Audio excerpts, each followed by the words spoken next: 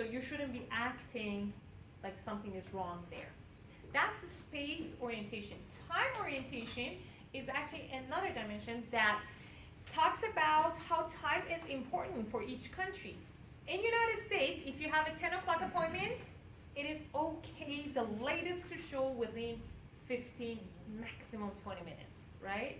Like if they're very nice, they will wait for you 20 minutes. For example, in Brazil, in Arab countries and all that, right? You can, if your appointment is 10, you can show up 11 or 12 or whatever you like. Yep. Whatever you like. Weddings, for example, the dinner or party's dinner could be served 10 p.m. because you want to, even though you invited everybody at 8, right? Still, the dinner could be served 10 p.m. because you're expecting people still to arrive. And it's very normal, absolutely common practice. That's how it works. Now, in Japan, for example, if it's 10 o'clock, you should be there 9:45. 10 a.m., 9:45 a.m., you are there to make sure you give enough time. In Germany, if it's 10 o'clock a.m., your appointment is 10 o'clock a.m., what time do you have to be there? 7. I think we talked about it, right? We said that. 2 days 2 days before. Exactly 10 o'clock. Because if you show up 9:30 or 9:45, it shows poor time management skills. You're wasting your time. You could not actually manage your time in a way that to be efficient, to use your time efficiently, right? A very good enhanced public transportation, of course, plays a very important role, right? Because you can be on time because of public transportation. Here in LA, I don't know how you can be like on time. There's just no way. One day there is an accident and you have to wait in a 405 freeway, right?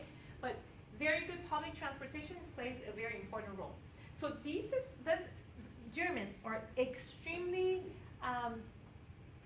sensitive into punctuality. Like if you're not punctual, they're very sensitive. If you show up to a dinner meeting or to an appointment, they're very sensitive about this fact. So it's not a good idea to show up late in Japan and especially Germany. Brazil, your book actually is funny. It says, Brazil, you can show up anytime you wish. Like anytime you want to throughout the day, probably. Yeah.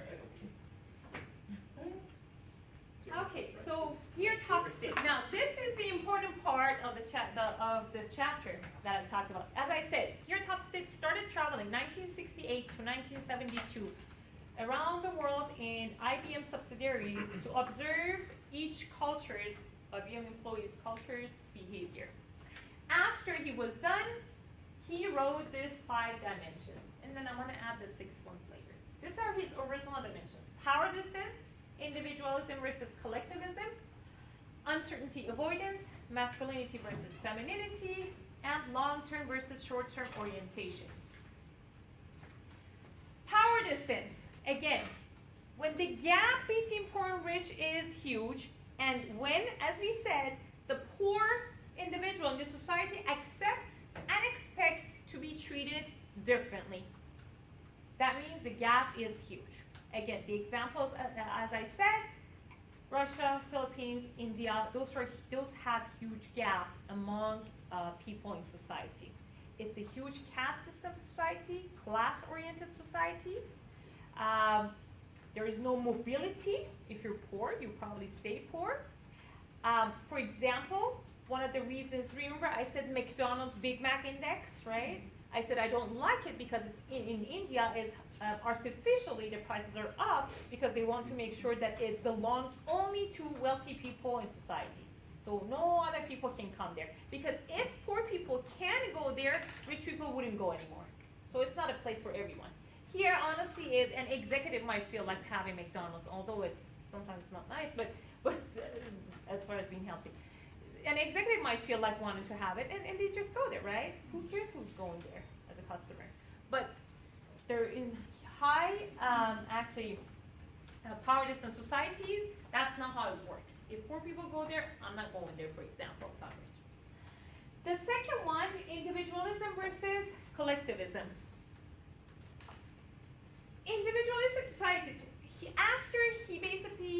traveled many countries around the world, and the scoring he gives is 0 to 100. He said, I'll give United States number 91, and he said United States is the highest individualistic society in the world. Why? The difference is that in individual societies, the priority is based on well-being of an individual. In collectivistic societies, the priority lies on the well-being of the society as a whole, community as a whole, group.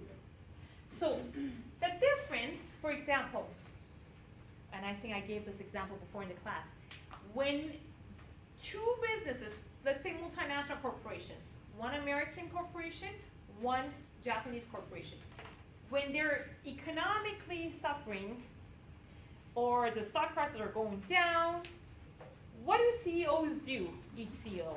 Cut their own. Exactly.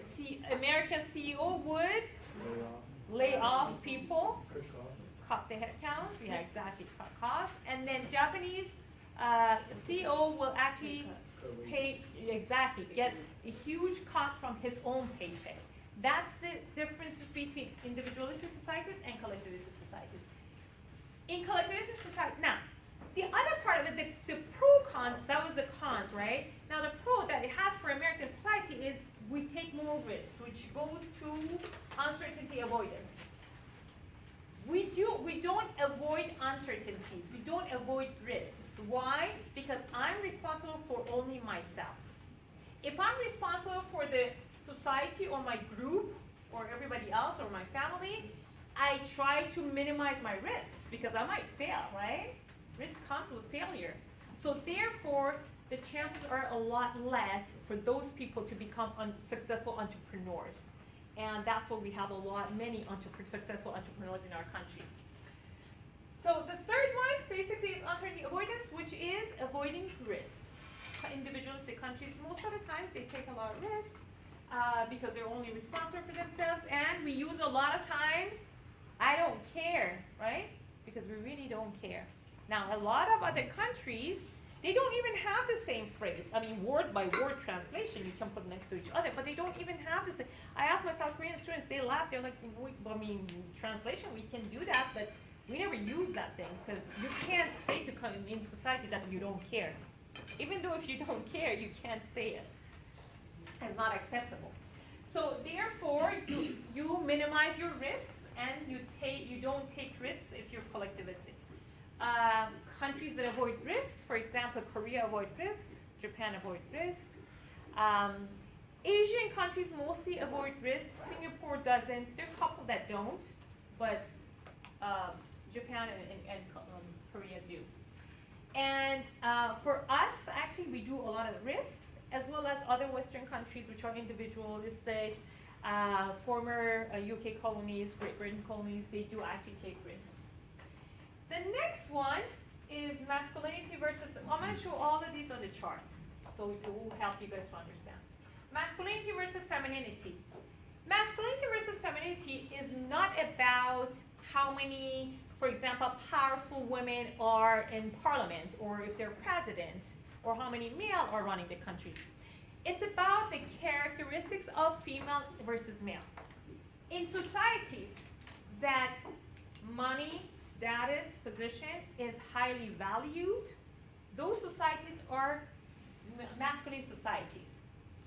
United States and Japan are highly masculine societies because it's very important for male to have more income, to have high status, to become manager, be promoted, and all that. It's like it puts pressure on us, right? To some point, it's good, but when it's pressure, that basically is like it's too much value, too much pressure.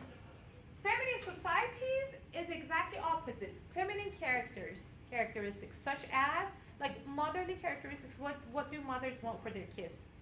Good education, good health care, good, for example, environment, right? That's exactly what it is. Sweden is #1 feminine society in the world.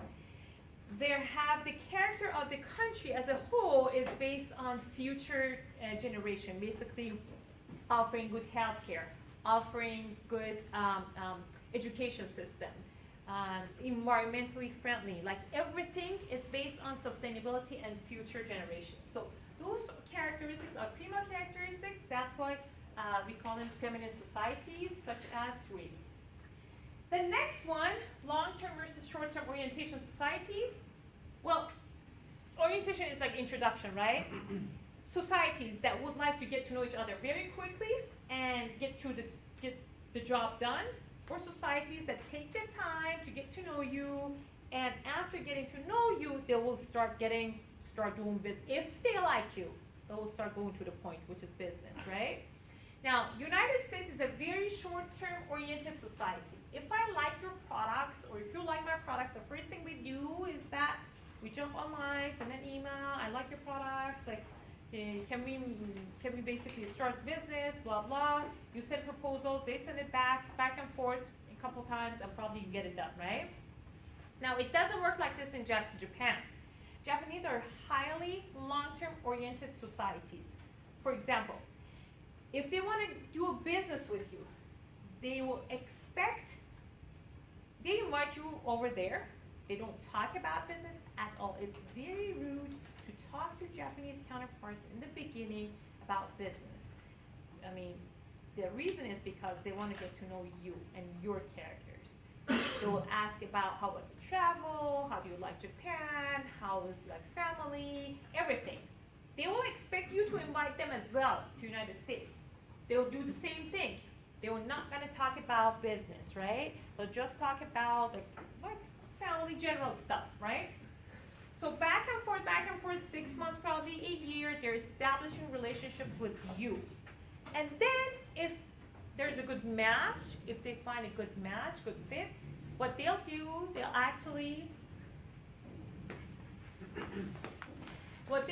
they will close the contract. They will actually move forward with the business deal. So why would I always ask, why would I want to, as an investor, put my money on hold to do business with Japanese, which is going to take a very long time, versus United States, which I can start doing it immediately. We talked about that in this class, right? It's loyalty, because they will stay for you for a very long time. But here, it's very volatile. Relationship is very volatile. It could be very short-term relationship too. We're going to switch to competitors immediately. The sixth one that Hofstede added just last 10 years, he added, was indulgence versus restraint.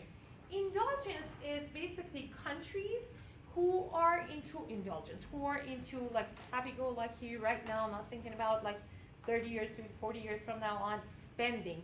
How do you spend your money? Versus, or showing emotions and all that. Versus other cultures are very reserved in spending money and showing of emotions. Hofstede basically says Latin Americans, especially Mexicans, are highly indulgent. This is like one of the highest one around the world.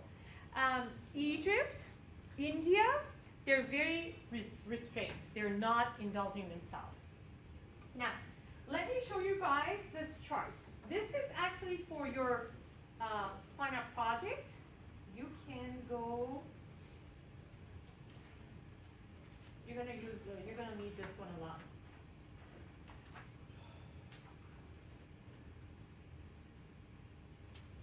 This is the country comparison.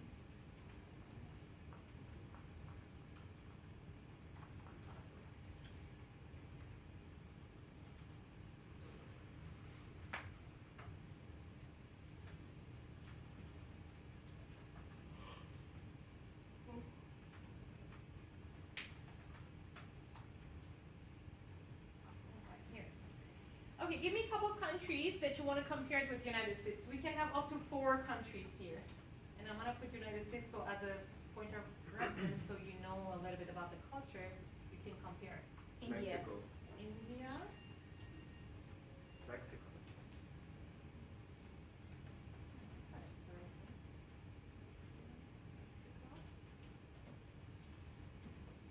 China.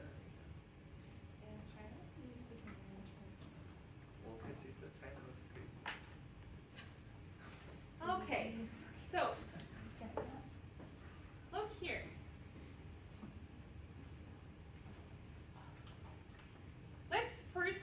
power distance.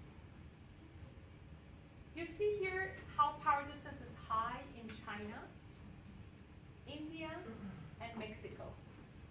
Very, very high in these three countries. United States, actually power distance is low. Now you want to compare, for example,